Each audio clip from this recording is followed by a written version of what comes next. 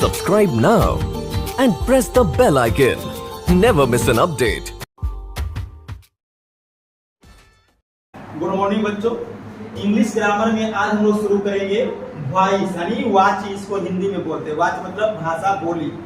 अब देखिए वॉइस क्या है। वॉइस जो है किसी वाक्य में प्रयुक्त वर्ब का एक रूप है। देखिए वॉइस याद रखिएगा, वॉइस जब भी होगा तो वर्ब का होगा और वो वर्ब उस वॉइस में आ करके ये बताएगा कि या तो सब्जेक्ट ही कुछ कर रहा है या तो सब्जेक्ट पर ही कुछ घटित हो रहा है। तो बात ये बताएगा, वॉइस में जो वर्ब रहेगा वो दो तरह से बात को आगे बढ़ाएगा। वो ये बताएगा कि या तो सब्जेक्ट जो है उसी पर कुछ हो रहा है या तो सब्जेक्ट किसी काम को कर रहा है। जैसे देखिए राम इज बीटिंग, राम पीट रहा है, तो राम किसी को पीट रहा होगा। यहाँ पर जो सब्जेक्ट है, यहाँ पर जो सब्जेक्ट है राम, वो कुछ कर रहा है। क्या कर रहा है? पीटने का काम कर रहा है, तो सब्जेक्ट कुछ कर रहा है। यहाँ देखिए Ram is being beaten, Ram को पीटा जा रहा है, तो यहाँ पर जो राम है सब्जेक्ट वो काम नहीं कर रहा बल्कि राम को कोई दूसरा कोई पीट रहा है। यहाँ देखिए राम पीट रहा है और राम को पीटा जा रहा है, दोनों में अंतर है। तो एक में सब्जेक्ट काम कर रहा है और एक है कि सब्जेक्ट पर ही कुछ घटित हो रहा है। क्या घटित हो रहा है? उसी को कोई पीट रहा है। तो यहाँ पर भी देखिए वर्ब बीट, यहाँ पर भी वर्ब पीट। लेकिन ये दोनों वर्ब इस वाक्य में आकर के, दोनों तरह के वाक्य में आकर के अर्थ अलग अलग प्रकट कर रहा है। एक अर्थ क्या है? सब्जेक्ट कुछ कर रहा है, राम पीट रहा है, और एक अर्थ है कि सब्जेक्ट कुछ नहीं कर रहा बल्कि उसी पर कोई काम हो रहा है। कौन सा काम हो रहा है? तो राम को पीटा जा रहा है। इसका मतलब ये हुआ कि वॉइस दो प्रकार के हो जाएंगे। एक वॉइस ऐसा होगा जिसमें सब्जेक्ट कुछ करेगा और एक वॉइस ऐसा होगा जिसमें सब्जेक्ट पर ही कुछ किया जाएगा। तो एक वॉइस को हम बोलेंगे एक्टिव वॉइस, शॉर्ट में एवी, और दूसरे वॉइस को बोलेंगे पैसिव वॉइस, शॉर्ट में पी। अब इसका डेफिनेशन देख लीजिए। ऐसे ग्रामर में डेफिनेशन का कोई मतलब नहीं रहा कि आप ऑब्जेक्टिव पूछता है। समझने के लिए आप देख लीजिए डेफिनेशन क्या होगा एक्टिव वॉइस का। वर्ब, देखिए सभी से पहले शुरू में बता दें कि जब भी वॉइस होगा किसका होगा? वर्ब का। ठीक है, तो a verb is said to be in the active voice where its form shows that the person or thing denoted by subject does something। यानी अगर किसी वाक्य में कोई वर्ब आता है और वो वर्ब ये बताता है कि कोई व्यक्ति या कोई वस्तु पर वो सब्जेक्ट कुछ काम कर रहा है, सब्जेक्ट कुछ कर रहा है, तब हम उसको बोलेंगे एक्टिव वॉइस। जैसे राम टीचेज इंग्लिश, राम अंग्रेजी पढ़ाता है। देखिए सब्जेक्ट जो है वो काम कर रहा है, किस पर काम कर रहा है? इंग्लिश पर। किस पर काम कर रहा है? इंग्लिश पर। तो सब्जेक्ट कुछ क्रिया करेगा, कुछ काम करेगा, तब हम उसको बोलेंगे एक्टिव वॉइस में। राम अंग्रेजी पढ़ाता है, तो राम काम कर रहा है ना, राम पढ़ा रहा है, तो राम टीचेज इंग्लिश। ये पूरा को हम क्या बोलेंगे? Active voice. अगला देखिए passive voice. A verb is said to be in the passive voice where its form, यानी जो verb का रूप है वो यह बताएगा कि shows that something is done to the person or thing denoted by the subject। यानी इसमें जो काम होगा वो सब्जेक्ट पर ही होगा।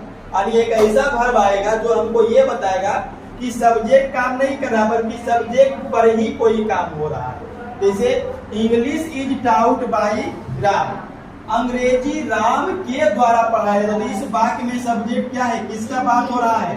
अंग्रेजी का। देखिए सब्जेक्ट के बारे में बताया गया होगा बेसिक में, जो काम करने वाला रहेगा या जिसका चर्चा होगा वो क्या कहलाएगा? सब्जेक्ट। राम के द्वारा अंग्रेजी पढ़ाया जाता है, तो चर्चा किसका हो रहा है? इंग्लिश का। किसका चर्चा हो रहा है? इंग्लिश का। राम के द्वारा अंग्रेजी पढ़ाया जा रहा है, तो अंग्रेजी सब्जेक्ट है।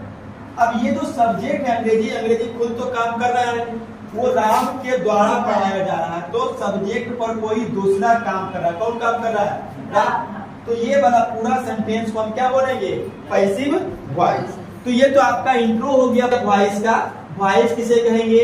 वॉइस कितने प्रकार के होंगे? एक्टिव वॉइस क्या है और पैसिव वॉइस का। अब मेन रूप से जो हम लोग देखेंगे एक्टिव वॉइस को पैसिव वॉइस में कैसे बदले या पैसिव वॉइस को एक्टिव वॉइस में कैसे बदले, यही आपके लिए इंपॉर्टेंट है, एग्जाम में वही पूछेगा। एक्टिव वॉइस को पैसिव में बदलना या पैसिव को एक्टिव में बदलना। ठीक है, तो यहाँ तक पहले आप नोट कीजिए, उसके बाद आगे बढ़ते हैं। अब देखिए, interchange of active and passive voice, यानी एक्टिव वॉइस को पैसिव वॉइस में और पैसिव वॉइस को एक्टिव वॉइस में किस प्रकार से चेंज किया जाता है। तो सबसे पहला रूल इसका हम लोग देखते हैं, रूल 1। अब देखिए, सबसे पहले हम लोग जो इसका टेंस वाला रूल है उसको देखेंगे, उसके बाद चलेंगे स्पेशल रूल यानी कि सेंटेंस में। तो देखिए, सबसे पहला टेंस हम लोग लेंगे simple present tense. Simple present tense में एक्टिव वॉइस और पैसिव वॉइस का स्ट्रक्चर कैसा होगा, पहले उसको देख लीजिए। एक्टिव वॉइस, अब ध्यान दीजिए, जो चीज आप लोग सिंपल प्रेजेंट टेंस में पहले से पढ़ चुके थे वही आपका एक्टिव वॉइस है। यानी आप आज कीजिए, सिंपल प्रेजेंट टेंस में बनाए होंगे सब्जेक्ट प्लस प्रिंसिपल वर्ब का पहला रूप या प्रिंसिपल वर्ब का पांचवा रूप और उसके बाद ऑब्जेक्ट। यही तो एक्टिव वॉइस है। राम जाता है, राम गोज, राम घर जाता है, Ram goes to house, Ram एक कलम खरीदता है, राम बाई ए पेन। तो ये आपका जो शुरू में आप टेंस पढ़े थे वो सब एक्टिव वॉइस में था। अभी इसका पैसिव समझना है। अब देखिए, पैसिव वॉइस में क्या होगा, ये जो ऑब्जेक्ट है इसको आप आगे लाइए और इसको बनाइए सब्जेक्ट 1।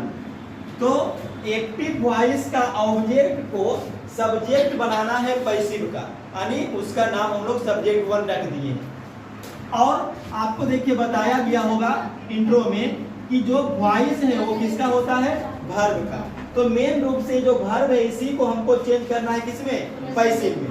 तो PV1 या PV5 को अगर हम पैसिव में चेंज करते हैं तो यहाँ से दो चीज निकलेगा, एक हेल्पिंग वर्ब और एक प्रिंसिपल वर्ब। तो हेल्पिंग वर्ब इसमें लगेगा, क्योंकि सिंपल प्रेजेंट है तो सिंपल प्रेजेंट में helping verb is are am होता है, और प्लस इसी से फिर एगो निकलेगा प्रिंसिपल वर्ब का तीसरा रूप।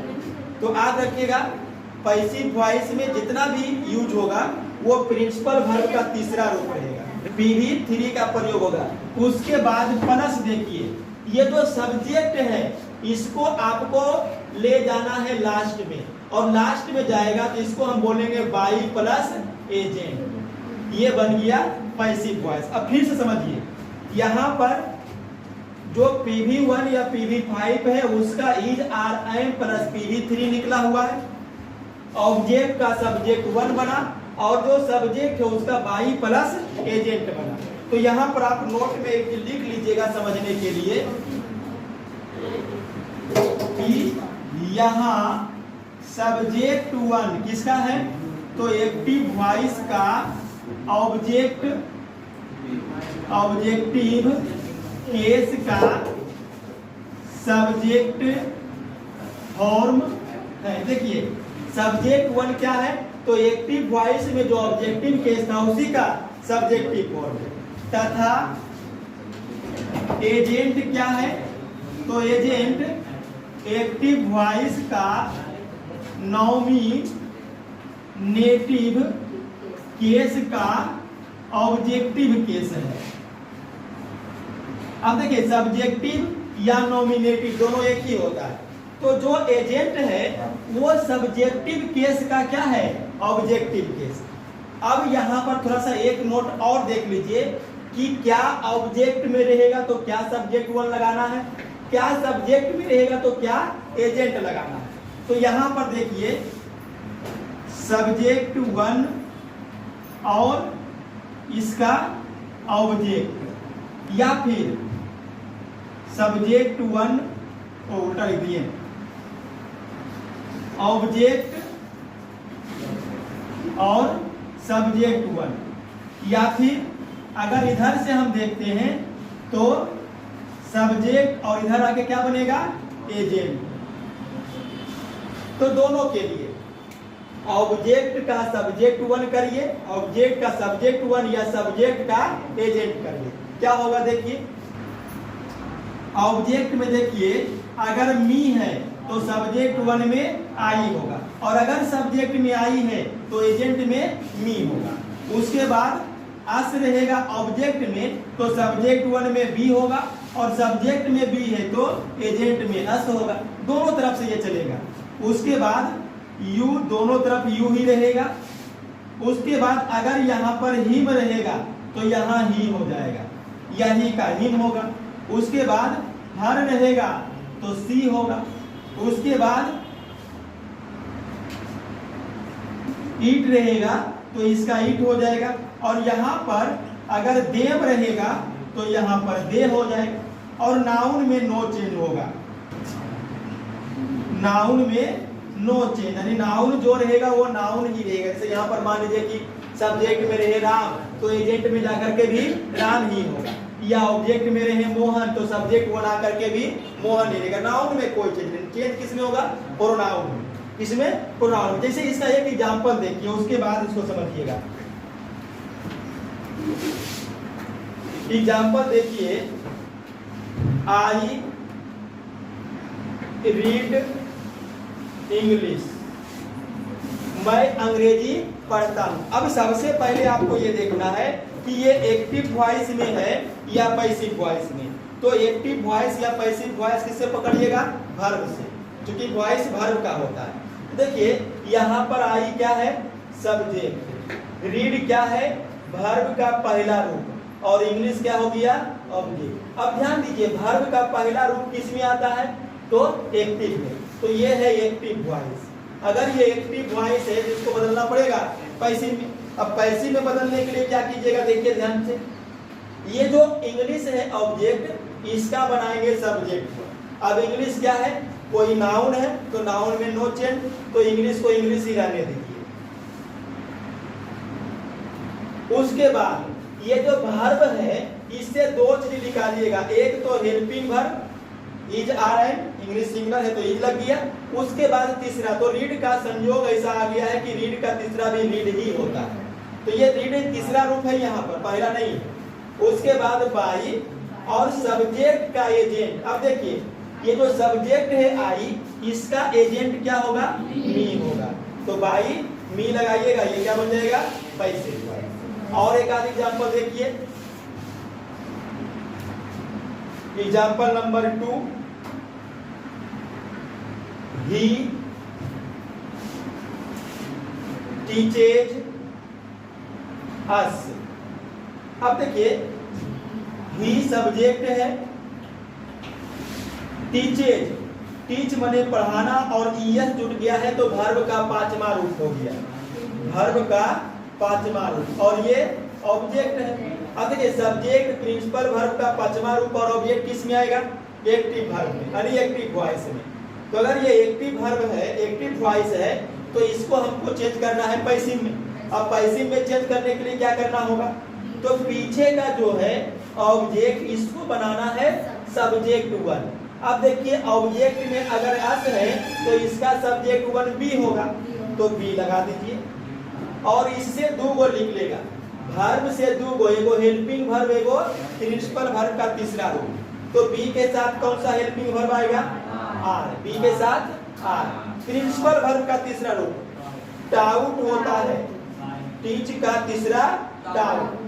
उसके बाद बाई प्लस एजेंट, तो बाई और एजेंट ही का क्या होगा? देखिए अगर ही है तो ही का एजेंट हिम होगा, ये बन गया पैसिव। तो ये दोनों तरीके से चलेगा, आई का मी, मी का आई, ही का हिम का ही, इस प्रकार से। ठीक है, यहां तक आप नोट कीजिए। अब देखिए बाई प्लस एजेंट के लिए नोट नंबर 2, जब एक्टिव वर्ब यानी एक्टिव वॉइस का subject one, someone, no one, somebody, nobody, people, या फिर कोई अन्य भेग नाउन या प्रोनाउन। भेग नाउन या प्रोनाउन का मतलब होगा कि जो सब्जेक्ट नाउन या प्रोनाउन के रूप में लगा हुआ है वो अस्पष्ट है, तब कोई एक रहेगा तो हम पैसिव वॉइस में बाई प्लस एजेंट का प्रयोग नहीं करेंगे, वो लोप हो जाएगा। ये स्पेशल रूल है, समझिए। बहुत सारा बच्चा इसमें गलती करता है। देखिए अगर दिया हुआ है पीपुल स्पीक्स हिंदी इन बिहार, ठीक है। अब समझिए पीपुल मतलब लोग, ये सब्जेक्ट हो गया। स्पीक्स वर्ब का पांचवा रूप हिंदी, ऑब्जेक्ट और ये अदर वर्ड, ये अदर वर्ड। आप समझिए, वर्ब को देखिए और ये पहचानिए एक्टिव वॉइस है या पैसिव वॉइस है। तो अगर प्रिंसिपल वर्ब का पांचवा रूप प्रयुक्त है तो वो कौन सा वॉइस है? एक्टिव वॉइस है, ए भी है। अब अगर ये एक्टिव वॉइस है तो पैसिव वॉइस में हम इसको चेंज कर सकते हैं। तो पैसिव वॉइस में चेंज करने के लिए रूल क्या है कि जो ऑब्जेक्ट है उसको सब्जेक्ट 1 बनाइए। तो ये जो ऑब्जेक्ट है हिंदी, इसको बनाइए सब्जेक्ट 1, तो हिंदी का हिंदी ही रहेगा। उसके बाद वर्ब का पांचवा रूप से 2 वो लिख लेगा। क्या लिख लेगा? एक तो हेल्पिंग वर्ब लिख लेगा, तो हेल्पिंग वर्ब इज, और एक इसका तीसरा रूप, तो स्पीक का तीसरा स्पोकन। उसके बाद देखिए PV3 के बाद बाई प्लस एजेंट, तो अगर बाई पीपल और जो बचा हुआ है उसको भी लिख लेते हैं इन बिहार, तो ये क्या बन गया? Passive voice. लेकिन ये हो जाएगा गलत, यहीं पर बच्चा गलती कर देता है। देखिए, जब पीपुल है सब्जेक्ट में, जब एक्टिव वर्ब का सब्जेक्ट पीपुल है, तब बाई प्लस एजेंट का लोप हो जाएगा, ये गायब हो जाएगा। अब ये हो गया सही, Hindi is spoken in Bihar, अब ये सही हुआ। तो आज रखना है आपको, ये नियम बहुत जरूरी है कि अगर इन सब में से कोई एक आता है तब हम वहां पर बाई प्लस एजेंट का प्रयोग नहीं करेंगे, लोप हो जाएगा उसका। ठीक है, जैसे और एक आध एग्जांपल देखिए, नो वन हेल्प्स मी। ठीक है, अब यहां पर ध्यान दीजिए, नो वन सब्जेक्ट है, वर्ब का पांचवा रूप है और मी ऑब्जेक्ट है किसका? आई का। अब ये कौन सा वॉइस है? एक्टिव।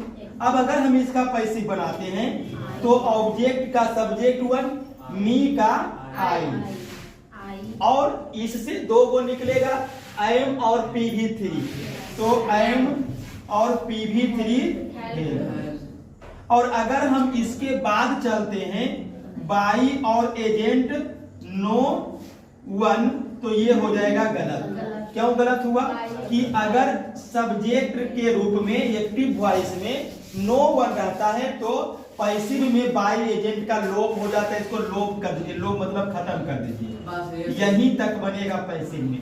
तो ये कुछ स्पेशल केस है जो आपको ध्यान में रखना है। जनरली तो बाई प्लस एजेंट लगता ही है, लेकिन कुछ केस ऐसा है, कुछ स्थिति ऐसा आपको मिलेगा जिसमें बाई प्लस एजेंट नहीं लगाना है पैसिव में। ठीक है, नोट कर लीजिए, यहां तक ही रहने दीजिए।